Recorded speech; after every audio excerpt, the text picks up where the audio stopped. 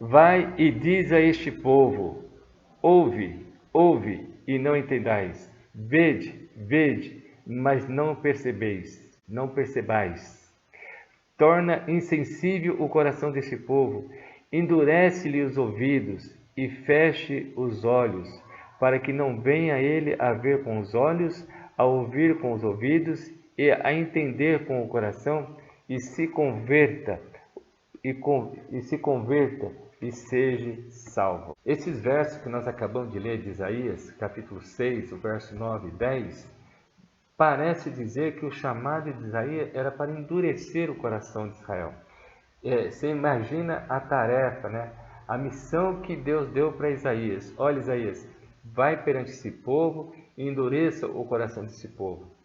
Não permita que esse povo seja salvo. Dá essa ideia de que Deus ele não está se importando com a salvação das pessoas. Mas quando você vai no contexto e quando você entende o assunto, você vai ver que o assunto não está se referindo à vontade de Deus em não salvar aquele povo.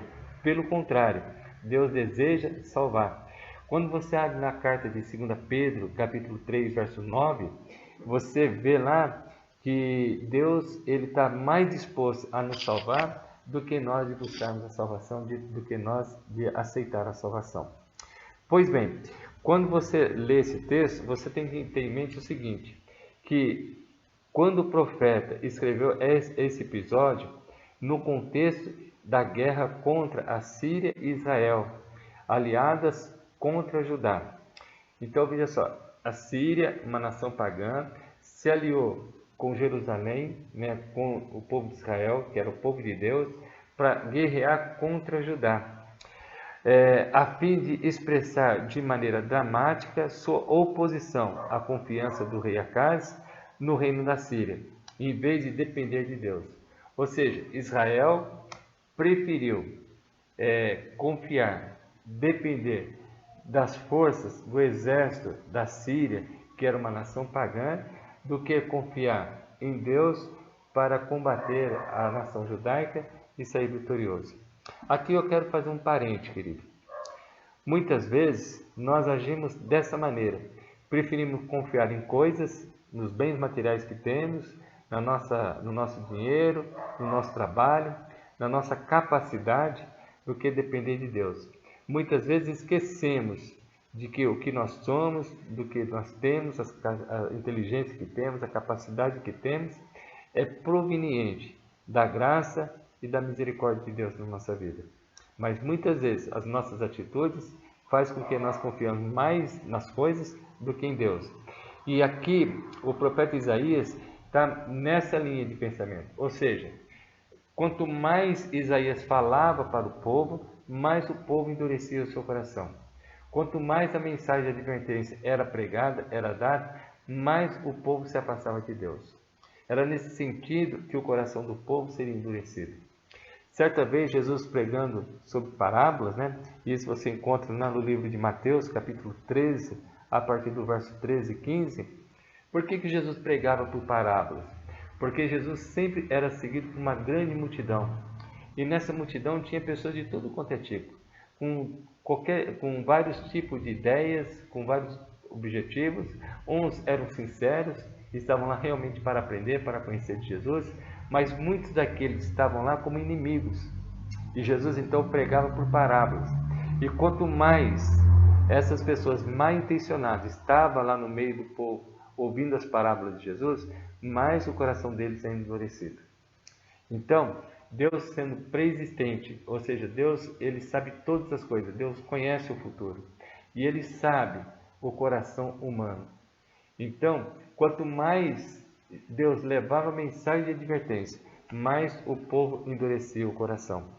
Não era da vontade de Deus e não é da vontade de Deus que o povo se perca, que os nossos corações sejam endurecidos, mas que através da mensagem nossos corações sejam sensíveis ao apelo de Deus.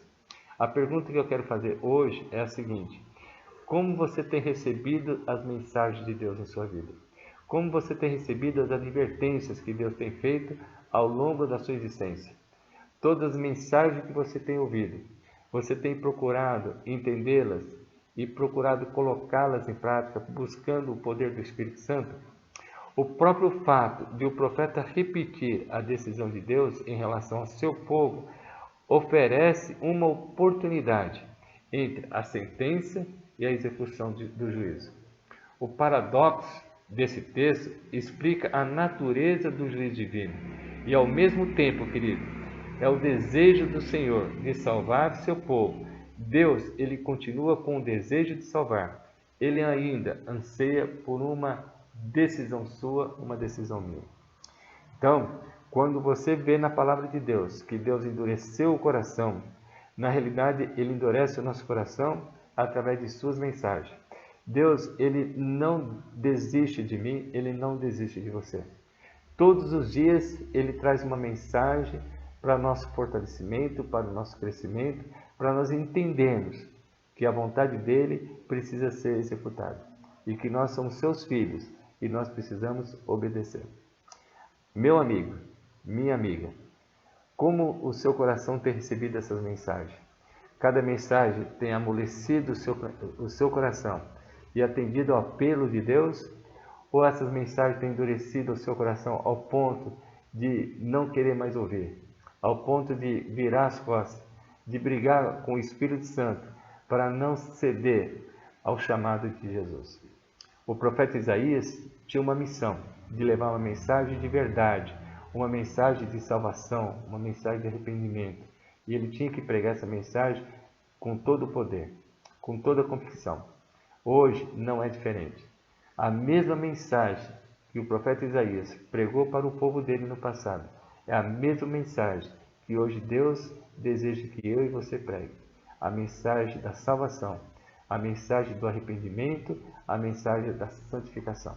Que Deus te abençoe e que você hoje possa ter um dia feliz na companhia e na presença de Jesus. Oremos.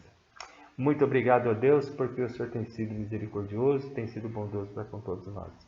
Te agradecemos porque essas mensagens que todos os dias ouvimos são mensagens apelando aos nossos corações, para que nós possamos ser sensíveis ao teu chamado e assim aceitar. Que nós possamos, Pai, confiar realmente de que o Senhor pode fazer muito mais por nós do que muitas vezes nós podemos fazer. Abençoe o teu povo, abençoe os doentes, os enfermos, abençoe aqueles que estão passando pelas tribulações da vida e que o Senhor possa estender a tua graça sobre eles. É o que te pedimos e agradecemos por Jesus. Amém. Feliz quinta-feira, povo!